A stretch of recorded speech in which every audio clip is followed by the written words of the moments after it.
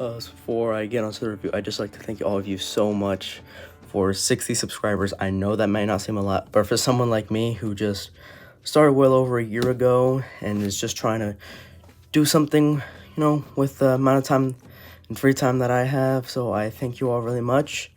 And I do have a base goal for us. I hope to get around 70 subscribers by the end of August or possibly the beginning of September to possibly get 80 there. Well, that's basically all I wanted to say, and I just wanted to thank all of you so much. Alright, on to the review. Welcome to this review of the Transformers Legacy Armada Hotshot. First, we'll be taking a look at the box here. At the front of the box, you can see Armada Hotshot into his vehicle mode. It looks very faithful to what you get from the original 2002 show. On the side of the box right here, you get Hotshot along with what is his gimmick, which is basically the back tire of the wheels coming up. And here on the side of the box, a closer up image of Hotshot. On the other side of the box, you have nicely done artwork of the poster art with right there Optimus Prime, Nemesis, of course the other Junkions, and what is going to be supposedly the Titan, and Armada Optimus right up there in the corner. At the bottom of the box, practically nothing. Up here you can see that his Evo Fusion gimmick is basically just what his gimmick was in the original toy line, which is where his Minicon would combine with him and that would come off. Right there it shows him in his robot mode, him in his vehicle mode, and he goes 21 steps. And that's it for the packaging. On the actual figure, the figure itself is really nicely done. My personal opinion, it is really well done, especially when it comes to all the paint apps and all the accessories and all the gimmicks that he comes with. And when it comes to kibble, it is a bit big, but it doesn't really make him too top heavy due to the way his legs are built, so he's not really falling over that much. So look right here, the sculpted work, it looks just like the original animation model that they used for the show. The nice silver paint apps right here for the chest, almost looks like he's wearing one of those NASCAR suits almost. Yeah, the arms look cool. Sadly, no real paint apps other than really the chest and on the actual parts of the car right here. And the color matching is not the best. It almost looks more like a mustard yellow compared to the rest of this. But in all, I feel like the figure and the look of itself is really nicely done. Really nicely done. Now into looking at Hotshot's accessories, he comes with merely one accessory. His blast right here, which does later turn into the engine of the vehicle mode, but it's something that we're wondering, it is blast effect compatible. So if you do have any of your Siege Target Masters or Micro Masters, any that kind of stuff, these do plug in, so it looks for another nice look. But if we're gonna go for his gimmick, which is the whole point of this line, is if you come over here, you flip down this visor, which is on mine, pretty loose for some reason, and you take this whole section, come around, rotate it, flip it forward where this hole is facing the front, and that's basically his whole gimmick of the whole series. So it looks pretty good, looks really nice. That's basically around it for accessories and gimmicks. Looking at Hotshot's posability, it's a surprising amount for what I thought it would. So for the head, you do get a ball joint, which doesn't really get you much, just gets a little bit of up and down. I mean, for the way his head is designed, I'd be completely fine for it just being a rotation joint. The arms can go about out that far, pretty far out. Arms can go almost a full 360 if you move these giant shoulder pads out the way. And then you can move it back, not that much because of the backpack. Bicep rotation, single joint at the elbow. He does have a rotation here right at the waist. Legs can kick forward that far, back around that far. They can go outwards, so you can't do the full splits. Thigh rotation, and not really a good not really a good knee bend right there. But if you do move this panel out to the side, it does get the full 90. But then you just kind of have this loose panel right here. And for the foot, it does have an ankle pivot, which is pretty good, and the toes can move only down, and that's about it for the articulation part of the figure. So all in all, articulation is good and solid. It stays in place and all. Some things do tend to untab, but that's fine. Now on to the transformation for Hotshot. It is somewhat complicated, but yet very simple as well. Alright, so first of all, might as well start to lower it down now already. Alright, first of all, you're going to take these shoulder panels and lift these back up. Once you do that, you want to shift them down into place using a double joint, so you can get a better look right there. They don't snap in, but they hold in pretty well. For the head, you just want to pull the whole chest assembly forward, push the head back, and flip that back in. For the arms, you want to rotate them, and we'll spread them out to the side for right now. And then you want to rotate the whole waist around. Then we're going to get to the legs.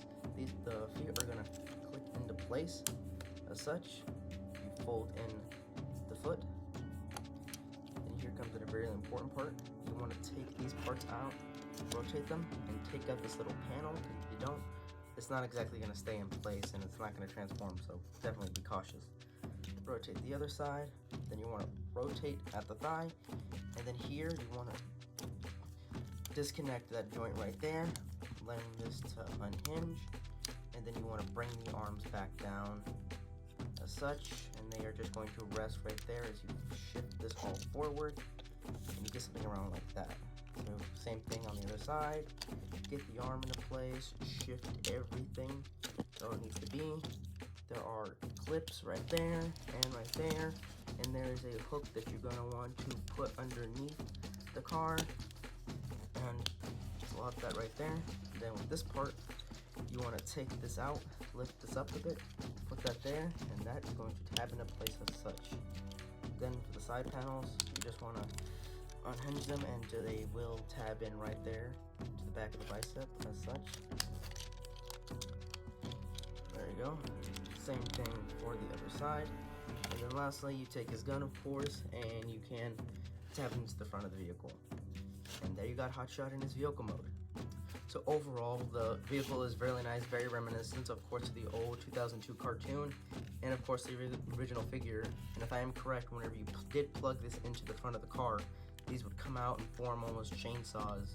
And there's no chainsaw detailing, not even a little bit of silver, but you can still do that. So if you want to, it would look pretty cool. And right here, you do have a Minicon port, which would have been for his Minicon Jolt. But sadly, due to no Minicons being created yet, we sadly have no Jolt. But the paint work is alright, I would say that much. The silver looks amazing. The yellow right here that they used doesn't match the best. It almost looks like a dirty mustard yellow. And the transparent parts, I do worry of breaking over time, but it looks nice. Underside kibble, basically none. It rolls nicely on smoother surfaces, obviously not on cardboard. But here we go, and we're going to head on to the next figure.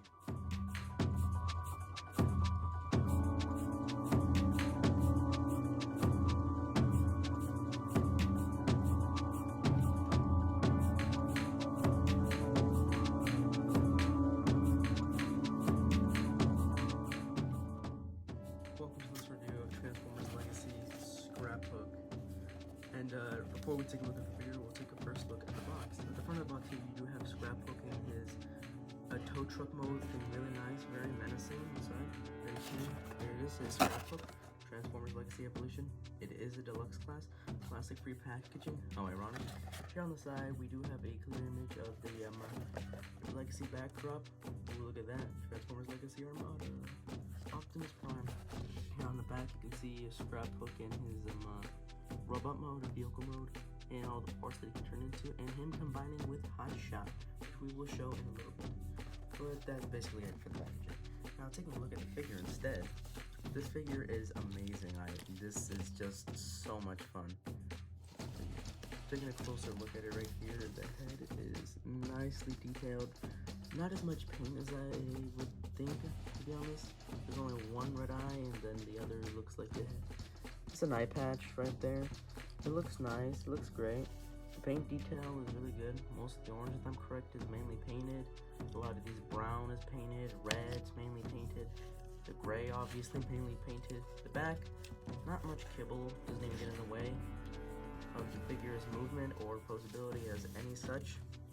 Oh yeah, so let's take a look at the accessories now. Now taking a look at the accessories of Scrapbook, here we have what is the engine of the tow truck mode, but also can be cannons. There we have that, then we have this. Then we have the actual crane section of the tow truck, which does connect, in fact, with the hook. So sadly, you can't attach this to the hand like a lockdown in the Age of Extinction movies, but it's not bad. But here we have these exhausts right here that do go on the side of it. I mean, you could use these as guns or cannons, I suppose, but it doesn't really look that good. Then we have his, typical Junkion shield. Basically just a giant wheel, almost looked like it's a Gatling gun. Would have been cool if they would have made it to where this hook could have rotated and they could have just attached this onto the side right there for almost like a Gatling gun as such. And where these go on the figure is really simple. So bring a scrapbook right here and we'll show off where they go. Obviously the shin cannons go onto the shins themselves. So put that on as such. Then you can put the smokestacks on here. Just know you can basically customize this guy however you want to. This is just the official configuration, so we'll use it as presented. We'll put on the hook on this side, and we'll put the shield on the other side. So that's basically it for accessories. On to the posability of scrap hook. To make it a lot easier on myself and for you to see, you'll take off all the current accessories that are attached to scrap hook, then including the shin cannons and such. Alright, now into the articulation.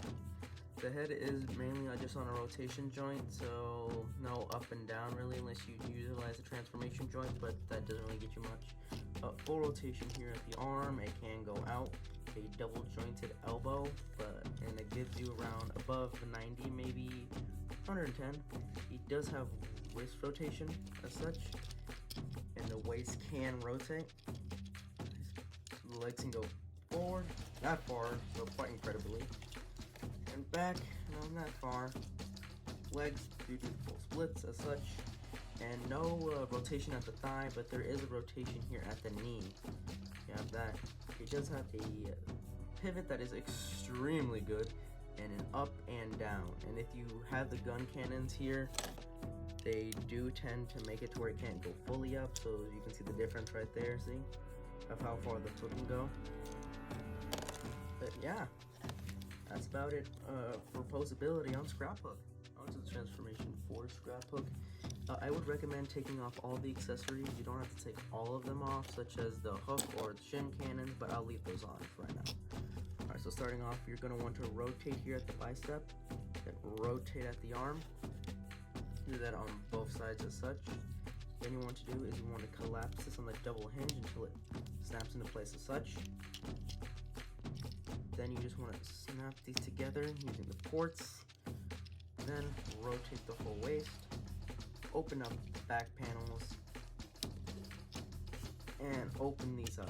Which, if you want to count these as articulation, he does have a butterfly joint, but it's alright. Then you just want to fold this up and flip the head back, such. Then you just want to fold all of this in a way to where you end up like this. Then for the back, you just want to rotate the arms.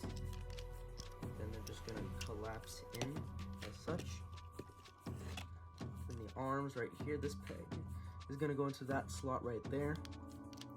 It's okay if you can't get it in, and whenever you do tab it in as such, it does tend to fix itself. And do be careful, sometimes on my copy anyway, the arms do pop off.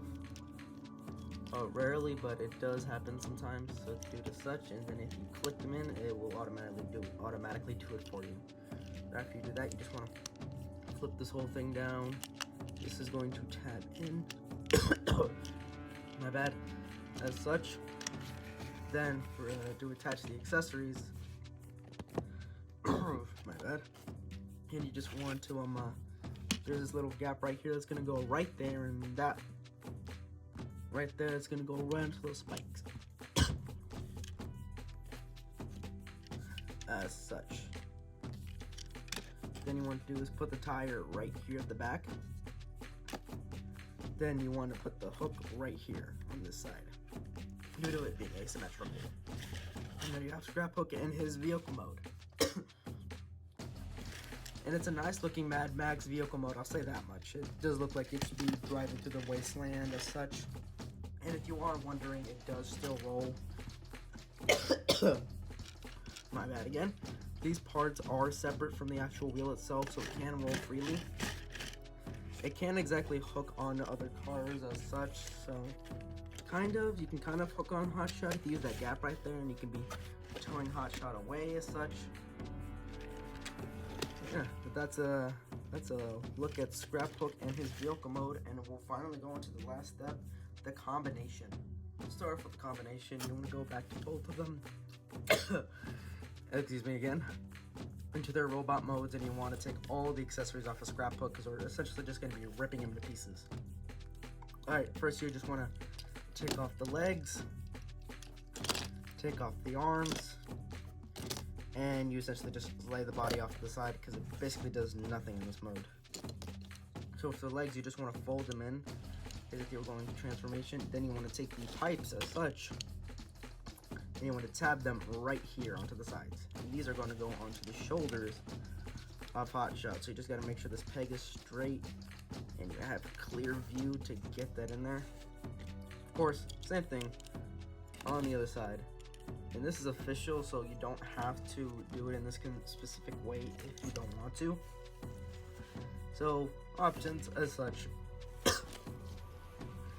Then for the arms, you just want to rotate them around. So basically the hands and bicep are basically rotated backwards, and then these are just going to tab in to the bottom of hotshot's feet as such. So lay him down right there. Rotate it again, and you'll just attach those onto his feet as such. So onto the other accessories, we'll just take these guns right here and plug them onto the side of what the engine does plug into in the vehicle mode. So as such, like that. Once you can fold the arms in, or don't, then raising the camera back up so we can get him standing. Back him up as such because he's a bit tall. And then lastly, you just want to take the shield, put this on the side. You can either have him holding the hook or put it on his arm, but I feel like it works better for him to hold the hook. You take his gun accessory, put that on, use the Evo Fusion gimmick of hotshot to fold over the cannon, fold down the visor, and there you have him in the combined form. And this retains all the original posability of hotshot, minus the fact that his arms can't go out as far, and that his legs are a bit now looser, but they can go up, and you can't pivot this forward. So if you want to get that weird look, so make him look a little taller as such, there you go. If you want to, it's a thing you can do. I personally don't do it, but I'm not judging anyone. And lastly, now we'll do size comparison. So for instance, here is Transformers 86 Deluxe Class Blur. So it's higher than taller than Scrapbook, and taller than hotshot. Then we have the Transformers Legacy G-Axis. Very tall, very big. We'll be reviewing him soon. As you can see, stands well over hotshot and most definitely over Scrapbook. And then for the final comparison, here we have him with the Transformers Legacy Leader Class Optimus Prime. So obviously just as small, not smaller compared to G-Axis as such. So in all, these figures are both really great. When it comes to posability, Scrapbook transformation, hotshot pure amount of accessories, Scrapbook playability, yet again Scrapbook. Personally, which one I think looks better, hotshot. But all in all, they're both really good figures, especially whenever you come to the whole combination thing that they do. And don't mind that this guy can combine with others, just that they have to have that the peg has to be almost completely off with the whole shoulder, so most won't be able to really combine with him. But there's a price for to pay. So in rating, hotshot right here, I'd give around a 7 out of 10. Could be better when it comes to certain things, but it's not bad at any means. For a deluxe class figure, you get a lot with it. And same thing for Scrapbook. With him, I'd rate him a 9 out of 10. Posability is just awesome. It's fun. It's entertaining. The paint is good. Playability. The amount of posability on this. The paint. Accessories. If you were to get these two, if I would recommend either of these one, I would definitely recommend Scrapbook more. But if you're planning on getting two, I would definitely recommend these two, because together these guys are just amazing. Well, that's it for this review for the Transformers Legacy Evolution Hotshot and Scrapbook. Leave a like or comment of whatever you want me to review next. I'll see if I can possibly be able to get it, because on a slight budget right now. But also, I'd like to thank you one last time for making it to 60 subscribers. This is, of course, the 60 subscriber special. Due to me hitting 60 subscribers, I am so thankful to all of you that subscribed and that continue to watch my content. I thank my family members who kept encouraging me to go on. But that's it. Bye.